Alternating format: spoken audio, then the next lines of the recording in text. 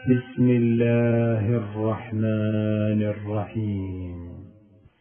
رسول اللہ صلی اللہ علیہ وسلم نے فرمایا، اسلام کی عمارت 5 چیزوں پر اٹھائی گئی ہے۔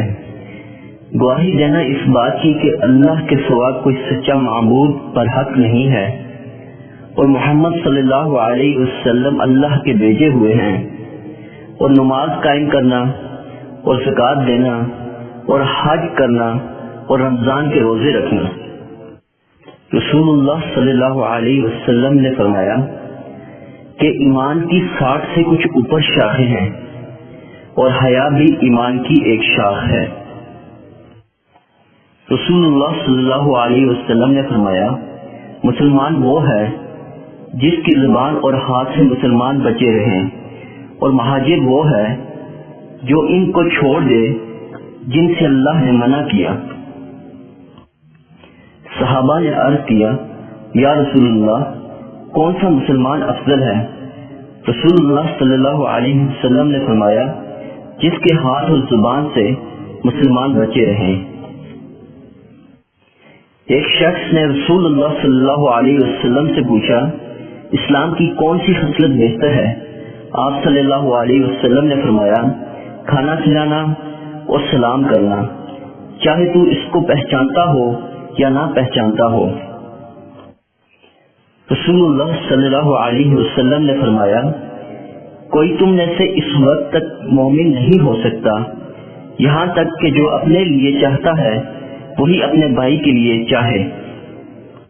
رسول اللہ صلی اللہ علیہ وسلم نے فرمایا، تم میں سے کوئی شخص اس وقت تک مومن نہیں ہوتا جب تک اس کو میری محبت اپنے باپ، اپنی اولاد اور سب لوگوں سے زیادہ نہ ہو۔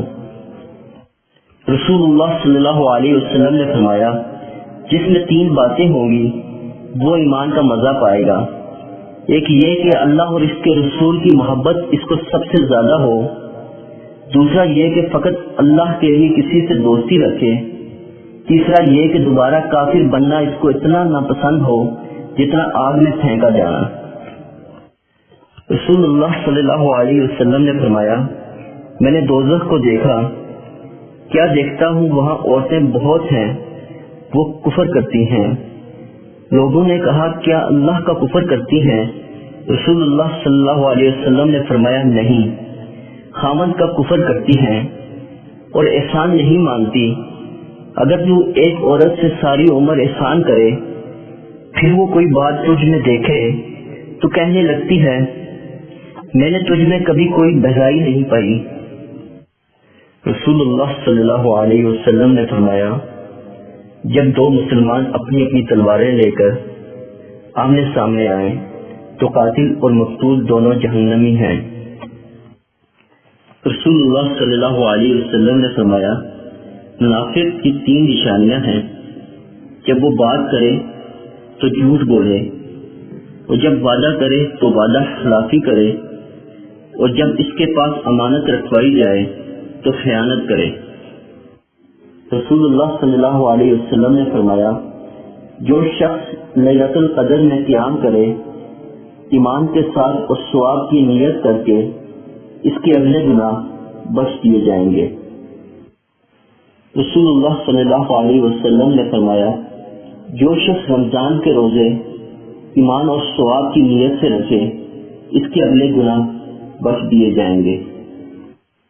رسول اللہ صلی اللہ علیہ وسلم نے فرمایا، جب کوئی اپنے گھر والوں پر ثواب کی نیت سے خرچ کرے تو صدقے کا ثواب پائے گا۔ رسول اللہ صلی اللہ علیہ وسلم نے فرمایا، تو جو کچھ خرچ کرے اور اس سے تیری نیت اللہ کی رضامندی کی ہو تو تجھے اس کا ثواب ملے گا، یہاں تک کہ اس پر بھی جو تو اپنی بیوی کے منہ میں ڈالے۔